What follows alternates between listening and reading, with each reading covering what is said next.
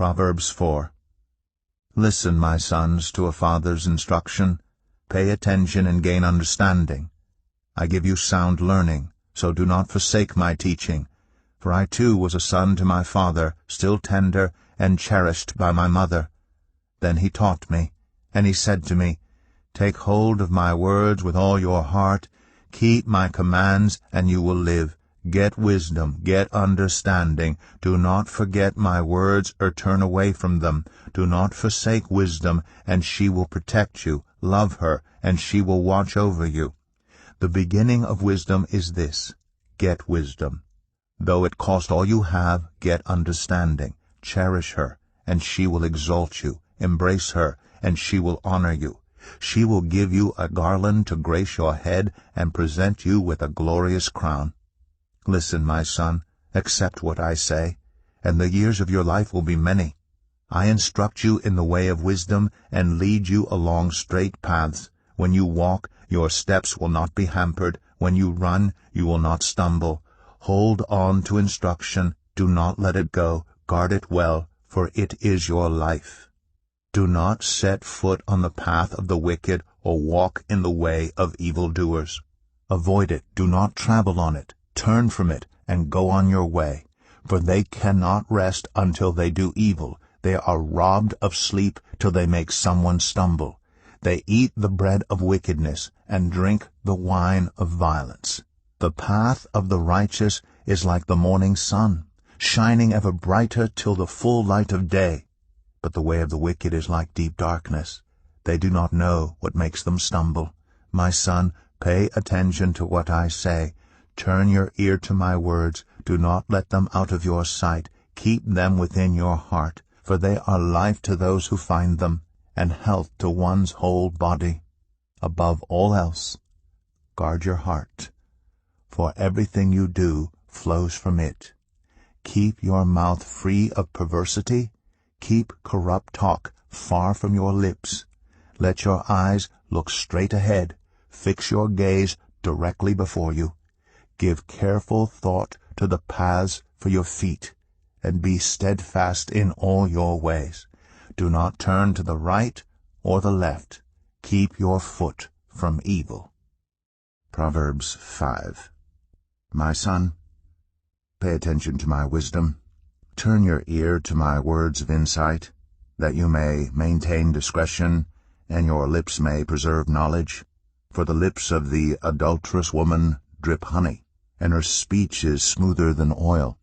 But in the end she is bitter as gall, sharp as a double-edged sword. Her feet go down to death. Her steps lead straight to the grave. She gives no thought to the way of life. Her paths wander aimlessly, but she does not know it. Now then, my sons, listen to me. Do not turn aside from what I say. Keep to a path far from her. Do not go near the door of her house, lest you lose your honor to others and your dignity to one who is cruel, lest strangers feast on your wealth and your toil enrich the house of another. At the end of your life you will groan. When your flesh and body are spent, you will say, How I hated discipline! How my heart spurned correction! I would not obey my teachers or turn my ear to my instructors, and I was soon in serious trouble in the assembly of God's people. Drink water from your own cistern, running water from your own well. Should your springs overflow in the streets, your streams of water in the public squares, let them be yours alone, never to be shared with strangers. May your fountain be blessed, and may you rejoice in the wife of your youth, a loving doe, a graceful deer. May her breasts satisfy you always. May you ever be intoxicated with her love. Why, my son, be intoxicated with another man's wife? Why embrace the bosom of a wayward woman? For your ways are in full view of the Lord, and he examines all your paths. The evil deeds of the wicked ensnare them. The cords of their sins hold them fast. For lack of discipline they will die, led astray by their own great folly. Proverbs 6.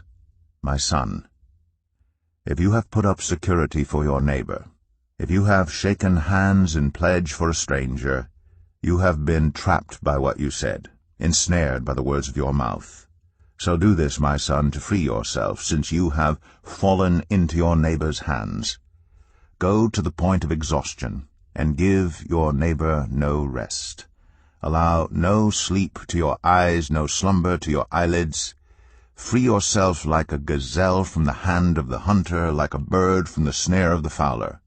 Go to the ant, you sluggard. Consider its ways, and be wise. It has no commander, no overseer or ruler, yet it stores its provisions in summer, and gathers its food at harvest. How long will you lie there, you sluggard? When will you get up from your sleep?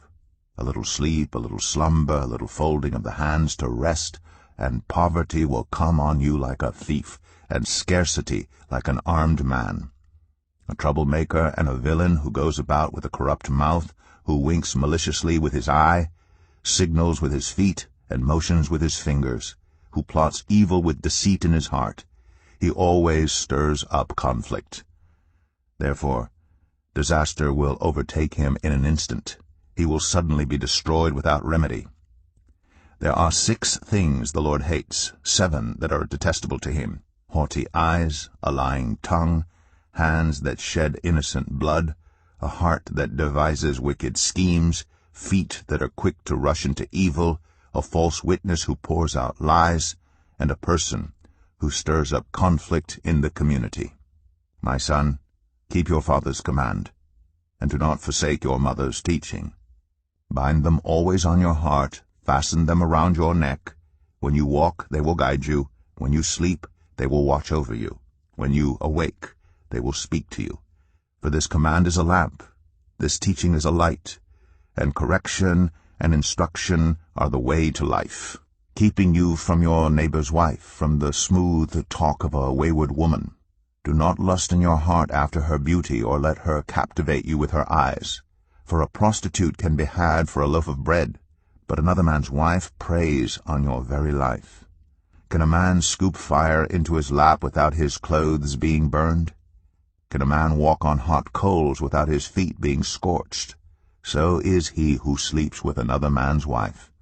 No one who touches her will go unpunished. People do not despise a thief if he steals to satisfy his hunger when he is starving. Yet if he is caught, he must pay 7-fold, though it cost him all the wealth of his house. But a man who commits adultery has no sense. Whoever does so destroys himself. Blows and disgrace are his lot, and his shame will never be wiped away. For jealousy arouses a husband's fury, and he will show no mercy when he takes revenge. He will not accept any compensation. He will refuse a bribe, however great it is.